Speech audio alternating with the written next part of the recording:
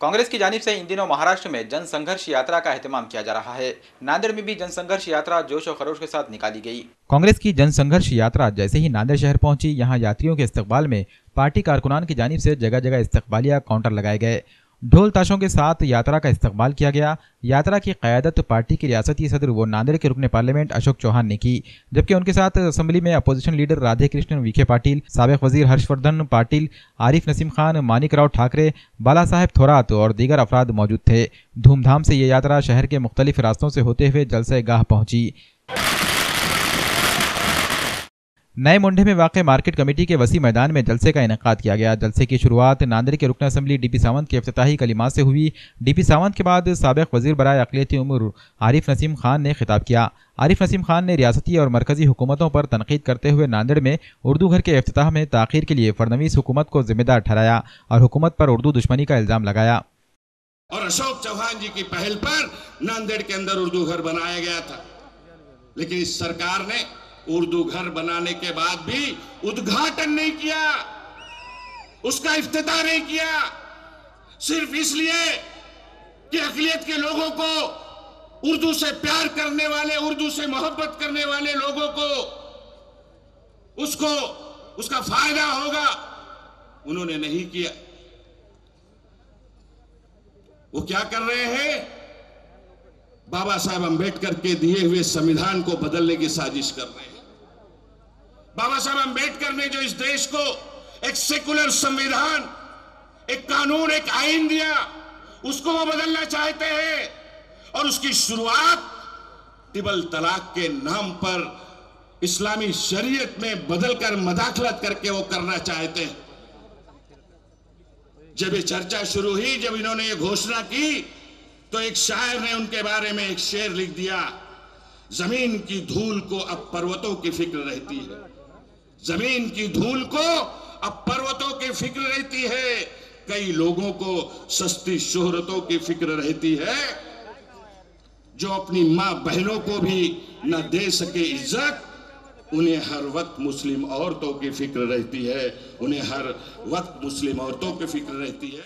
महाराष्ट्र प्रदेश कांग्रेस के सदर अशोक चौहान ने सेकुलर वोटों की तकसीम को रोकने के लिए हम ख्याल सेकुलर पार्टियों के साथ इत्तेहाद का इरादा जाहिर किया। इसी तरह भारी बहुजन महासंघ के कायद एडवोकेट प्रकाश अंबेडकर को भी अजीम इत्तेहाद का हिस्सा बनाने की अपील की। आज काय झालंय? सगळ्या गोष्टी संपलेल्या आहेत, या सरकारच्या समोरचे सगळे विकल्प संपलेले आहेत।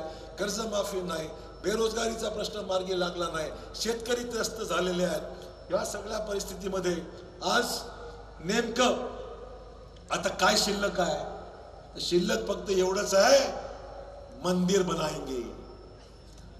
आता मंदिर बनाएंगे म्हटलं तर समजायचं निवडणुका आल्या, मंदिर बनाएंगे म्हटल्यानंतर निवडणुका आलेल्या आहेत हे समजायचं, आणि फक्त एवढंच आता म्हणणं शिल्लक आहे, मंदिर वही बनाएंगे, तारीख नहीं बताएंगे, चुनाव के बाद फिर बताएंगे।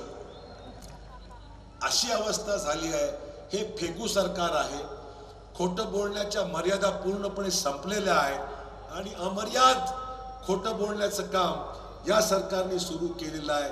मंदिर मस्जिदीच्या नावावर हिंदू आणि मुसलमान वेगळे केले पाहिजेत, दलितांना वेगळं केलं पाहिजे, अल्पसंख्याकांना वेगळं केलं पाहिजे आणि त्याच्यावर मताचं विभाजन करून 30-32% मतं मिळवणाऱ्यांनी गेल्या 4.5 वर्षामध्ये या देशाचं राज्य केलं। आपण जर हिशोब काढला तर मागच्या 2014च्या निवडणुकीमध्ये 70% लोक भाजपच्या विरोधात आहेत, शिवसेनेच्या विरोधामध्ये 70% लोक, यांना 30% 31% मतं मिळाली, 70% मतं यांच्या विरोधात गेली। आणि म्हणून माझा प्रामाणिक प्रयत्न आहे की समविचारी राजकीय पक्ष जेवढे आहेत, काँग्रेस आहेत, राष्ट्रवादी आहेत, प्रकाश आंबेडकरांना मी बोलतोय, त्यांना विनंती केली की आंबेडकर साहेब, तुम्हाला खासदार पाहिजे, माझी मनापासून इच्छा आहे, तुम्ही खासदार व्हावं, काँग्रेसने पाठिंबा द्यावा, परंतु तुम्ही चुकीच्या मित्रांच्या बरोबर जाऊन थोडीशी अडचण निर्माण झालेली आहे, पण जरूर तुमच्याशी चर्चा केल्याशिवाय आम्ही पुढे जाणार नाही। बहन मायावतीला सुद्धा बोलण्याचा आमचा प्रयत्न आहे, शेका पक्षाशी आम्ही बोलतोय, समाजवादी पक्षाशी मी बोलतोय, कारण माझी भावना एवढीच आहे की देशातली 70% वोट बँक एकत्र आणा आणि भाजपला खाली खेचा, शिवसेनेला खाली खेचा, ही भूमिका आमची मनापासून आहे. देशामध्ये एक अराजकाचं वातावरण आहे. टीव्ही चॅनल चालू करा, सगळे चॅनल दाखवत नाही, ही वस्तुस्थिती आहे. पण खरं परिस्थिती पाहिली तर अराजक कशाला म्हणतात? सीबीआयचा प्रमुख रात्री 1 वाजता काढून टाकला जातो बेकायदेशीरित्या, तो सुप्रीम कोर्टात जातो आणि कोर्ट पुन्हा सांगतो, ऑर्डर देतं की सगळी चौकशी झाली पाहिजे. याला अराजक नाही म्हणायचं? सुप्रीम कोर्टचे न्यायाधीश हे प्रेस घेतात आणि सांगतात की आमच्या इथे चाललंय, सगळ्या संस्था मोडण्याचं काम चाललंय. सुप्रीम कोर्टचे न्यायाधीश एकत्र येऊन सांगतात. ही वस्तुस्थिती आहे. संपूर्णपणे नोटबंदीनं अर्थव्यवस्था मोडून गेली, जीएसटीनं अर्थव्यवस्था मोडली, पेट्रोल वाढतंय, डिझेल वाढतंय, रुपया रोज त्याची किंमत जगामध्ये घसरती, डॉलर वाढताना आपल्या सगळ्यांना दिसतंय, डॉलरची किंमत वाढते, रुपया घसरताना दिसतंय, महागाईचा एक जल्लोष चाललेला दिसतोय, महागाई वाढलेली दिसते.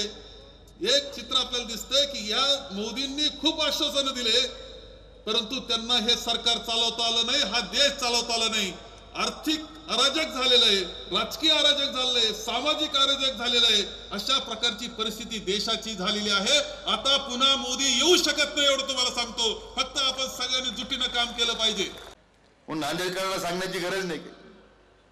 खरं म्हणजे नांदेडच्या महापालिकेने इतिहास घडवला आणि तुम्ही नांदेडकरांनी काँग्रेसला जी नवसंजीवनी दिली देशामध्ये वातावरण बदल मित्र, त्याचे तुम्ही खरं जायच्या ठिकाणी त्याच्या हकदार आहात.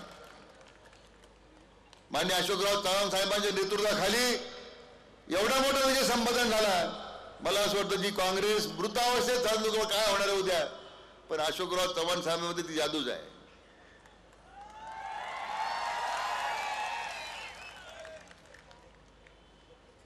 एमआयएम सारखं भूत हे कायमस्वरूपी गाडून टाकण्याचं पुण्याचं काम केलं तुम्हाला.